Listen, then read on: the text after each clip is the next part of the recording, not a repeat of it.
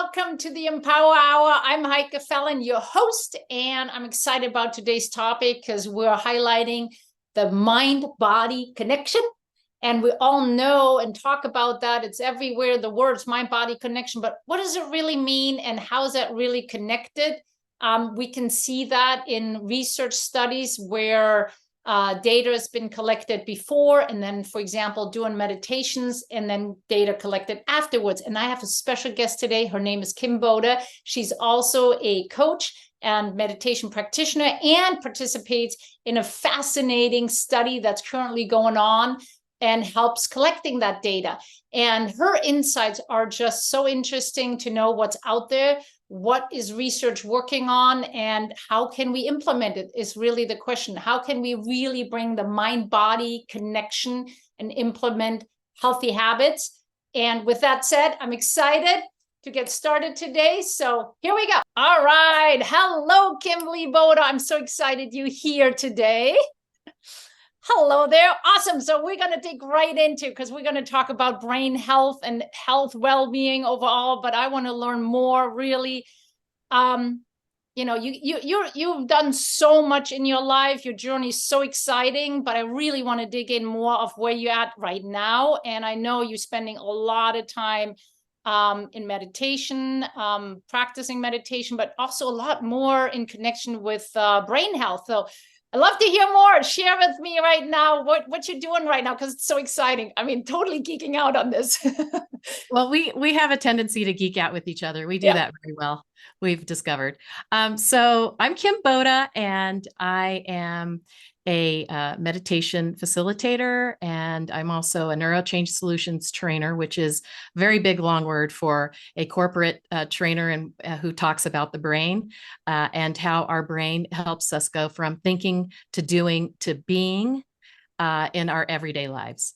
So that's kind of my background. And what I'm working on right now is I'm actively working with meditation at some of the world's largest, well, it's not some of them, it is the world's largest retreat event that has hundreds and sometimes thousands of meditators. And what we're doing is we're doing research along with the UCSD research team. And we're basically gathering the most information on meditation that has ever been done in the history of the whole universe.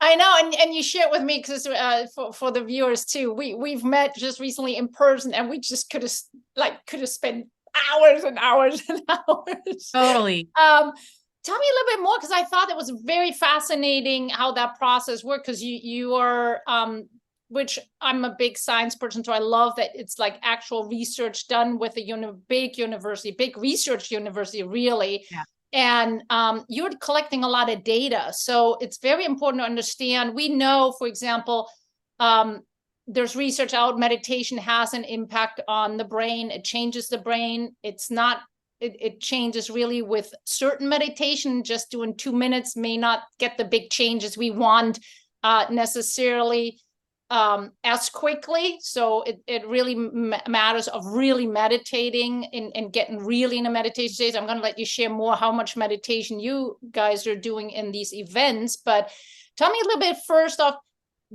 you collecting data before. What kind of data gets collected to even looked at when we're talking about the impact? We're trying to figure out the impact of meditation and the brain health, of course.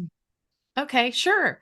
It varies at different events. So, for example, a recent event that we did, we always take, well, we don't always, but we try to take as much, fluids like your urine. We take urine samples, we take blood samples, and sometimes we take microbiome. And that's a fancy word for your poop. Hey, it's the body, we're past that point, it's right? Bacteria. Well, yeah, it's so interesting. It really actually is. And sometimes we take breast milk. Wow. But what's fascinating is we take samples before the event starts. Mm-hmm. And then what we do is we take, consecutive, like we do brain mapping as well. So we take fluids, we do brain mapping, EEG, and those EEG, that particular platform also has an EKG. So Mm-hmm. we measure the brain and the heart. And sometimes we use Garmin devices, which measures your heart rate, and it measures activity, your breathing. So your breathing, your heart pulsing, and sleep. We did a sleep study recently where we brain mapped lots of different participants, research participants. And so not everybody that comes to the events are part of the research. But there have been moments where we've had one of the biggest ones that we had, over like 1,000 participants at one event that was doing research of some kind. Yeah.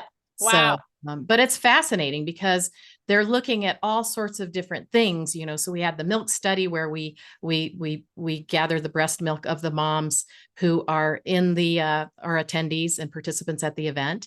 And but it's fascinating to see before and afters. And I did want to say, I mean, I know we were going to talk about this, but I did want to say, if you want to find more information about research that we're doing, you can find it at Inner Science, the Inner Science Research I'm group. going to put that below so anybody. Yeah, and I will get the there. caption below. Yeah, it's called Inner Science, Mm-hmm. INNERSCIENCE, and it is a collaboration between Dr. Joe Dispenza and also with Dr. Hemal Patel Mm-hmm. and the research team. Yeah, and I love that. So I'd like to kind of go back for a second, because a lot of times we think all that rewiring is just in the brain. As you said, you're collecting actually fluids and microbiome through the poop. And why is that important? Because everything that happens here in the gut is actually connected to the brain. And there's pathways, neurological pathways going from the brain to the gut and vice versa. Actually, the vagus nerve is one big one, but there's other pathways as well. And how well your stomach is functioning and your gut is functioning, and how the microbiome, the bacteria and all that is happening in there does matter on our brain, how healthy we are and how we feel. So that's why we can actually see and take data from fluids that tells us how we overall feel and how the brain functions as well. So there are connections. If somebody wonders, like, yes, because no system works on its own. All systems in the body work together, and we can't separate. And that's, I think, it's so fascinating that you guys are doing parts of studying, taking data from the brain, but also from the gut, because it is such a huge correlation and interaction between and work together, really. I wanted to add too, one of the other things that we're doing is we're using an app. It's called the Flip app. Mm-hmm.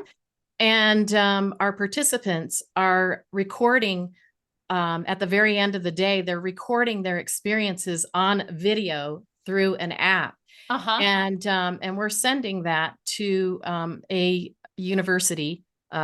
There's I can't remember his last name. I'm sorry. His first name is Jeff, and I can grab that information later. But he is the owner of the app, and it's fascinating because he takes not just voice inflections and the words that people are saying, but they actually look at changes in the face from beginning to end. Wow. So I mean, it's very, very comprehensive, extremely comprehensive, and like I said, it's the most information that we are gathering ever on meditation. And together, because I've more and more universities now looking really at, there have been studies done in individual components, right? The gut microbiome, but it's really about connecting all of this, and how do people feel at the end, right? What are we doing collecting data before? That's what, I'm a science geek on this, right? Like how does it look before? What are we doing? And how does it look after? And I know Right. all this stuff gets sent to the university. They of course analyze all this data and work with it. But tell me, so you collect the data, then they do what for a week?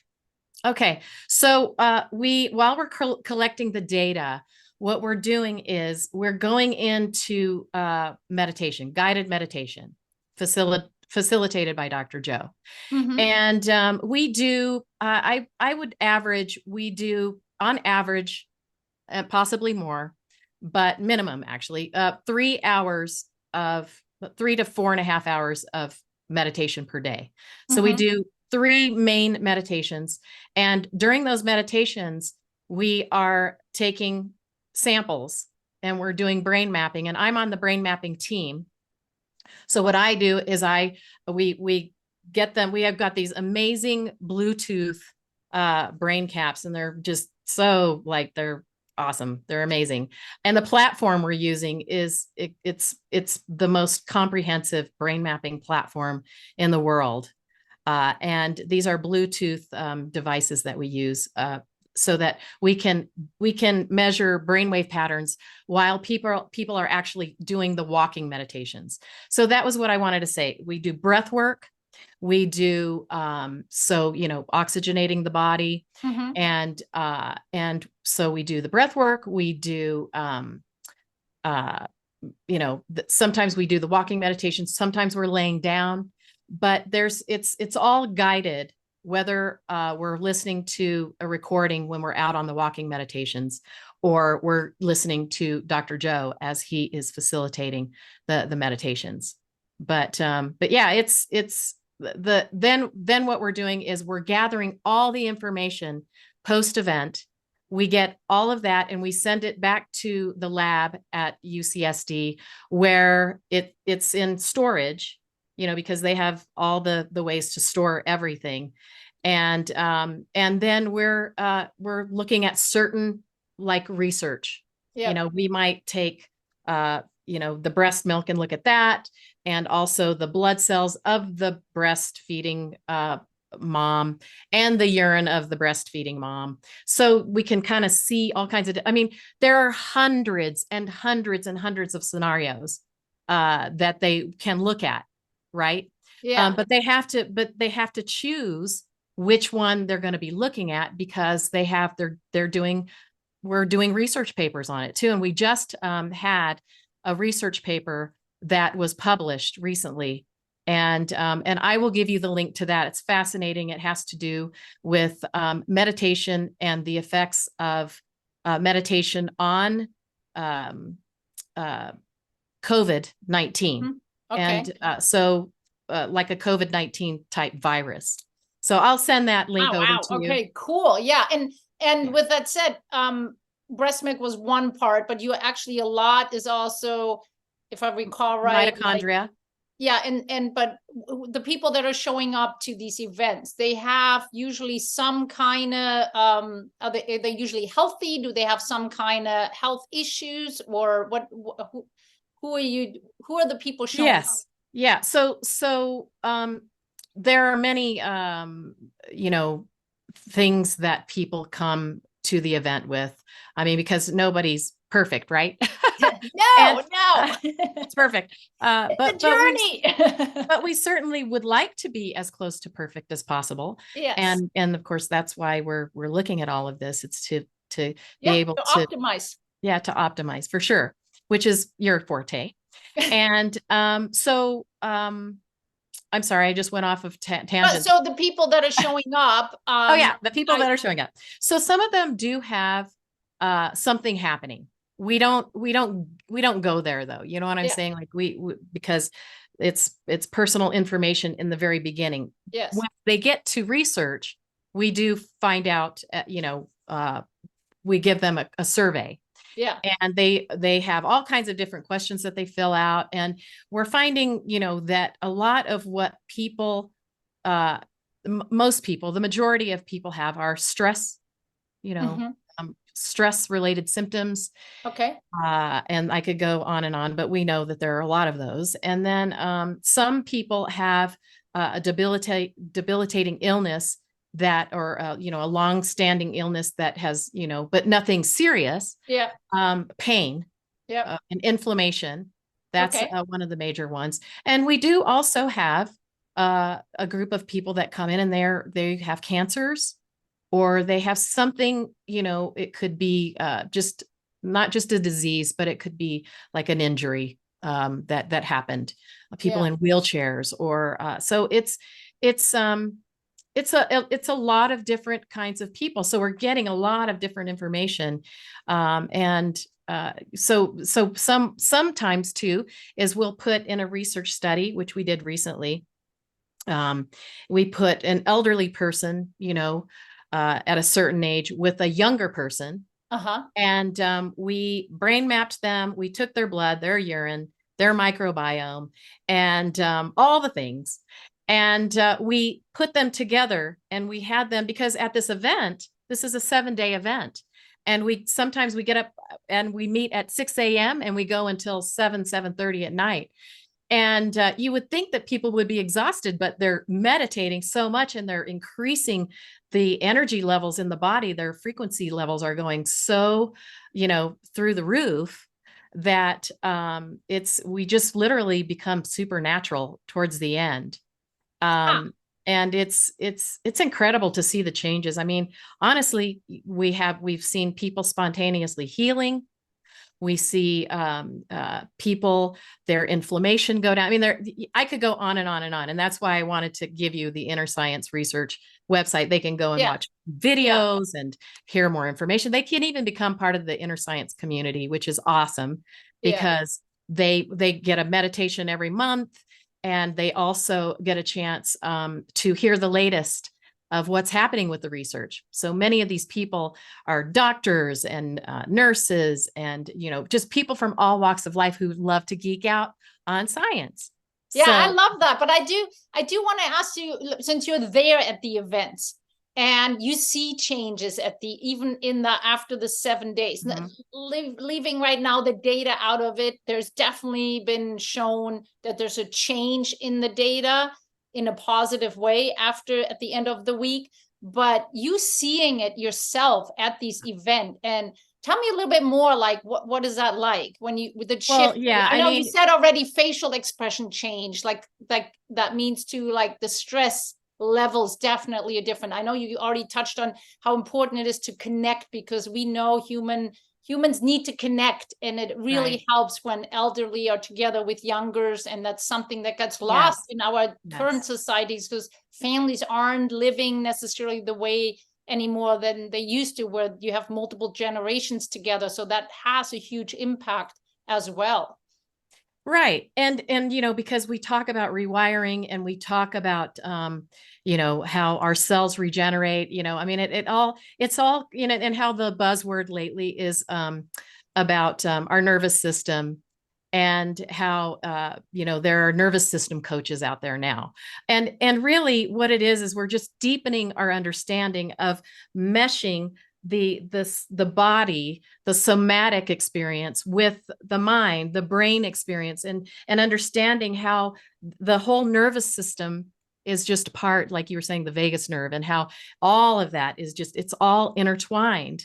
But the fascinating part of the I just wanted to close out a little bit about that elderly study with the young person study, and how they sat with each other for breakfast and lunch, and they sat next to each other during the teaching sessions. So there's the teaching sessions during the whole day, where we get lectures on a deepening of everything about life and the body and the brain, and how we can master it, and we can just like you were saying, optimize it.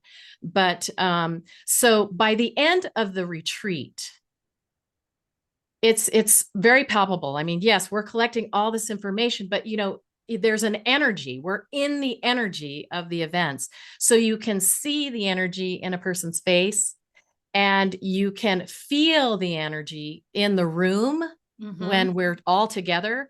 And we even have an instrument, and we call it Sputnik, because it's this little ball and it has these are protrusions, like they look like needles, like almost like sewing needles, or not sewing needles, but knitting needles. Yeah. And they come out, and it's this little device, and it measures the energy in the room. Oh, and that's crazy. It's so cool.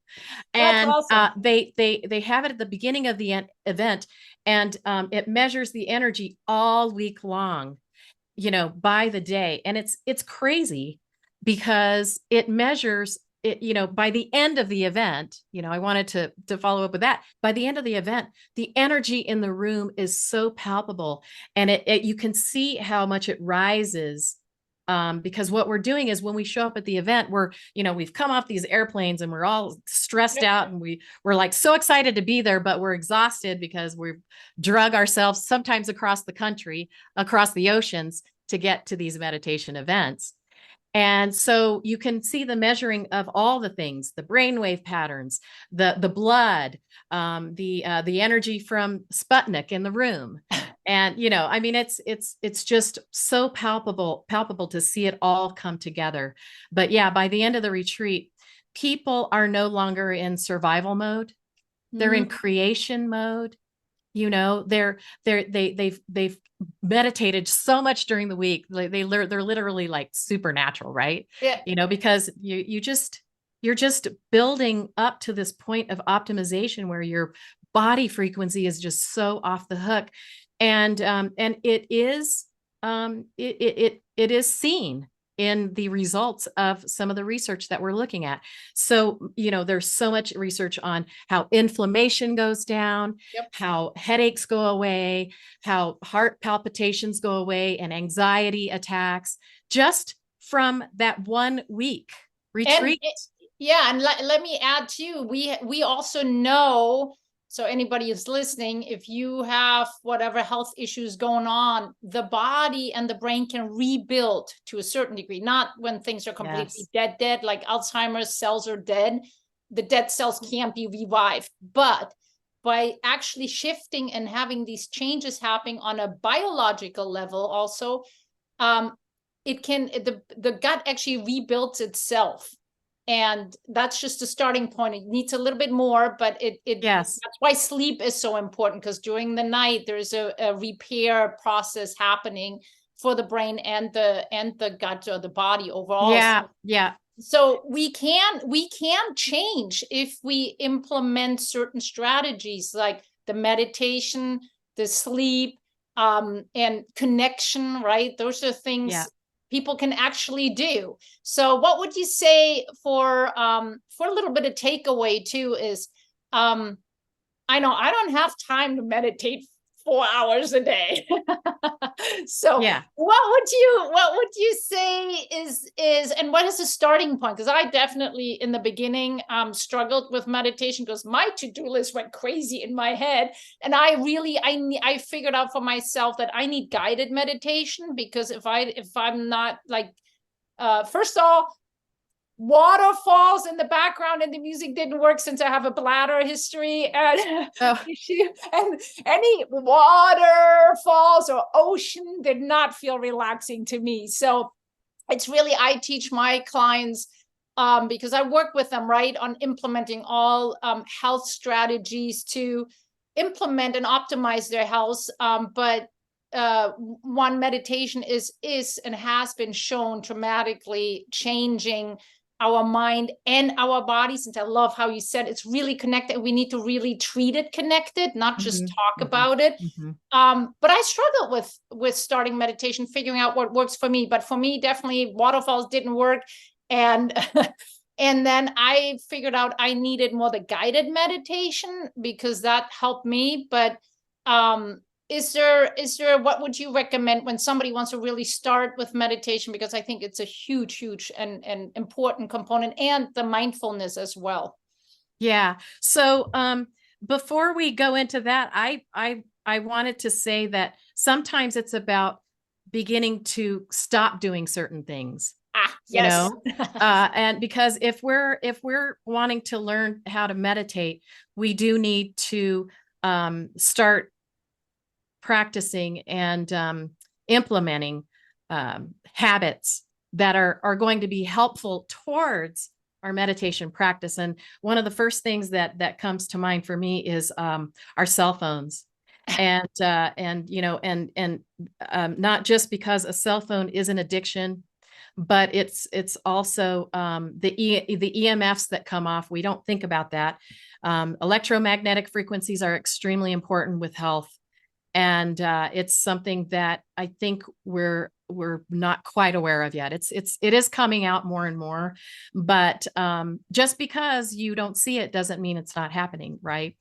Um, and that's what I was going to say too. It's that it's about stopping the bad habits, like you know, don't drink a bunch of alcohol before you go to bed. I know a lot of people wonder why they have insomnia, and the reason Yeah. why they have insomnia most of the time is because our brainwave patterns are really super high. They're called high beta brainwave patterns, and if we come home and have a drink to wind down, that's all well and good. But if you implemented a little bit of a tiny bit of a meditation practice, you could lower your brainwave patterns and stay asleep, and not you're less likely to come out of your, you know, your rapid eye movement sleep Yeah. if you actually do a little bit of meditating instead Yeah. of drinking that glass of wine or that scotch and soda or whatever it is that, you know, we rely on sometimes. So Absolutely. yeah, Let me add one short comment, because some viewers might not be realizing when we're talking about brain waves and we're talking about energy, it's because our whole body is functioning with neurons and nerves, and it's all electricity. So there is energy. If you believe that there's energy between people or not, whatever, but we are all energy, because we have chemical reactions are happening. There is energy actually produced by the whole process, and there's electricity. We do have electricity going on within us, in the brain, in the body. And so, and there's what's called brain waves, and there's different brain waves, different lengths, and that put right, us in sleep in different REM sleep, deep sleep, and all of those are important and all have different functions. But because there's actual waves, that's why things like the phone, that's why all the Wi-Fi stuff, all the, you know, all kinds of right, electricity and waves that are radar waves. I mean, we're like overloaded right. in Yeah. our living Yep. with all this. It does impact It our does brain impact. body, Yeah, because because we're wired like that, and we have other waves and electricity coming in and interfering, and for some people it might be okay, the system might be coping with it to a certain degree, for other people not at all. And so it's really, really important to kind of check in. And I love that you said stopping something and really evaluating, and maybe, and that's why they say do not have that phone even on airplane mode in your room when you're sleeping if you're struggling, because it still has waves yes. emitting is the Oh, word. even in airplane mode, huh? Yeah, even in airplane mode. So you really should turn it off and put it outside. Technically, which I don't do either, but technically we should really turn the Wi-Fi off at night. It should. Oh, I was just going to say that. I was just going to say that. I think it's important. I think we should and do that, because your Wi-Fi is it's, you know, it ebbs and flows too at any given moment on our phone. Which I think you might have been referring to, is the EMFs can be really Yeah, high and really low depending on whatever's happening with your phone. It might yeah, be connecting to a cell tower or something, yeah, you yeah. know.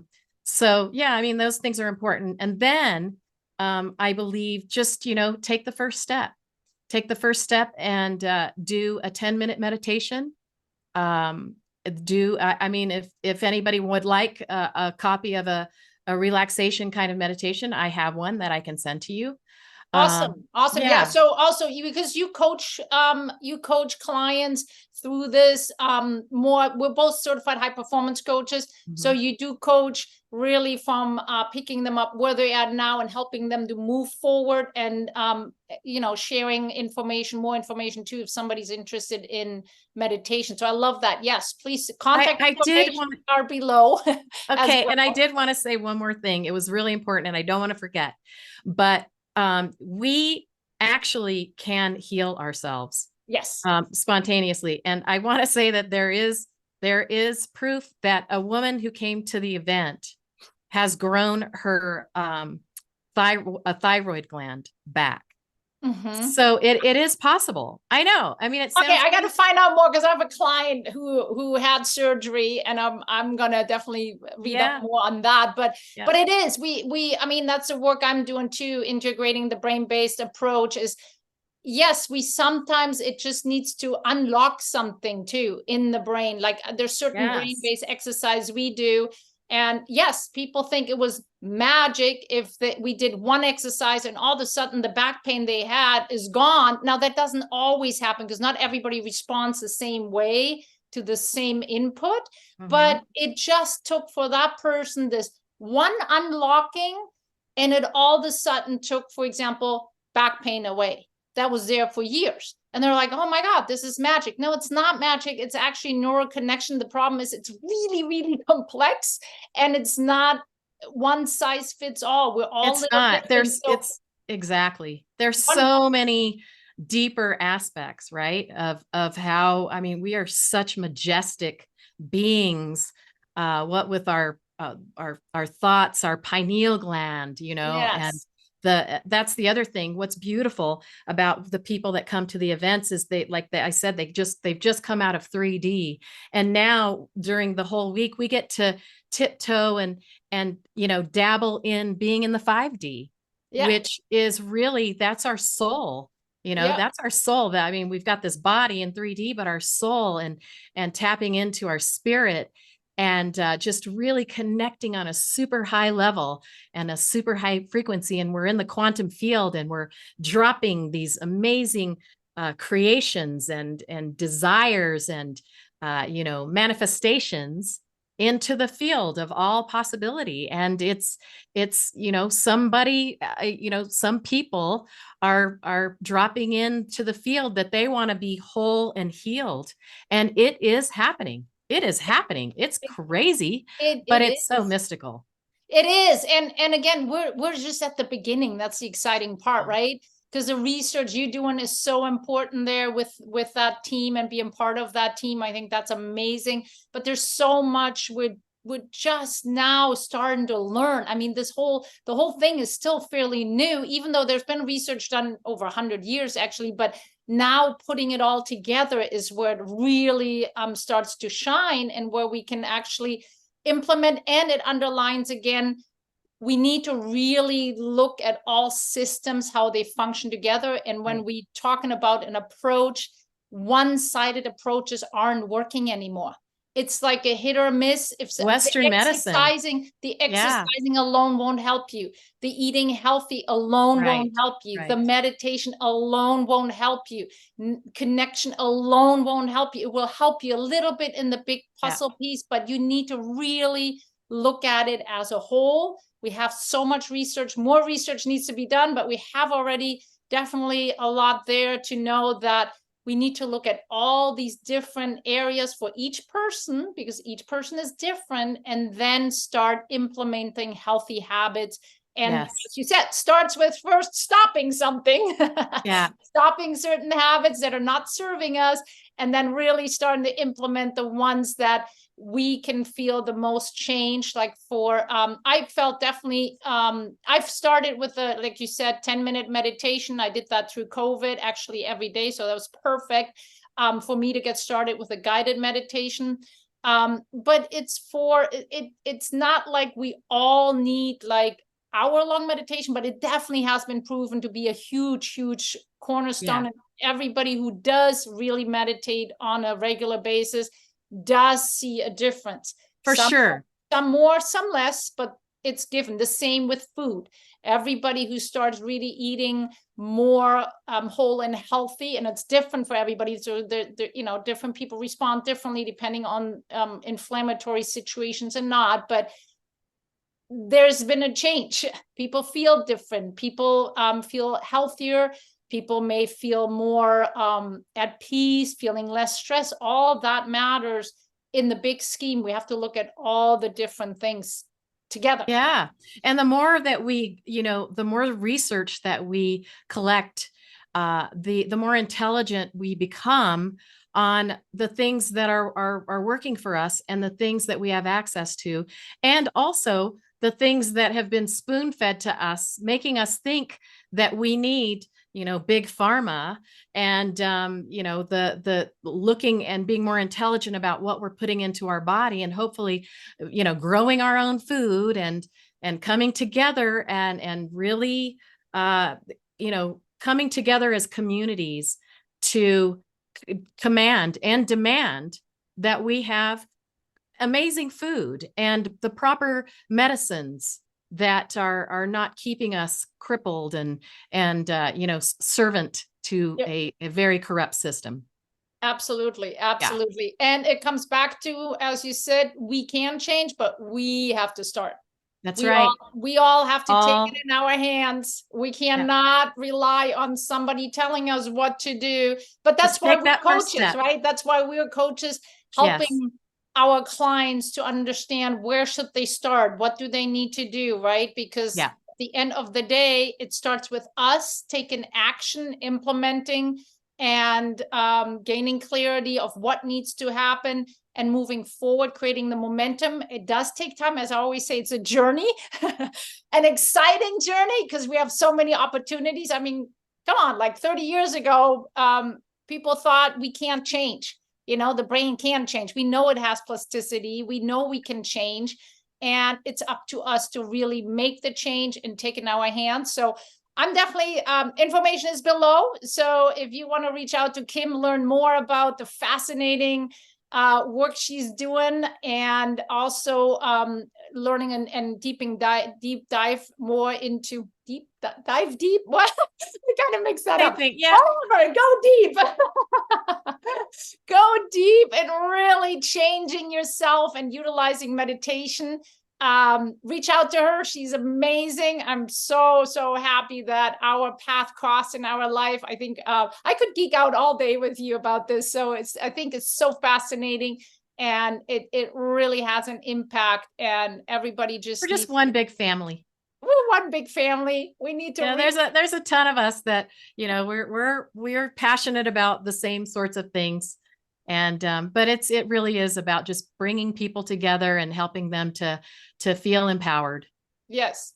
So if that's a good one to end this Empower Hour. That's what it was today. Right. I hope you feel empowered by learning a little bit more what is possible, how things are really moving very, very quickly forward in technology, and understanding more how the brain and the body and everything, mind, body, everything is really so connected, and we need to look at it really in the connection. And we need to do it. Yeah, it's a tough time right now on the planet. So this is good that we're talking about all of this. But we have the power. We just need to take the first step, right? We have the power, and I hope anybody watching really loved and geeked out with us on this one.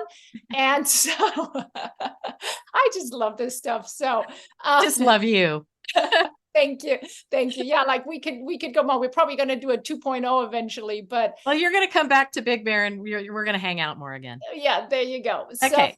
So watch some of my other Empower Hour shows. There's some great information in how you can change your life in moving forward and making implement small little changes that can move you forward. So thank you, Kim, for being here today. I loved it, and I wish it would never end, but I'll see you next time.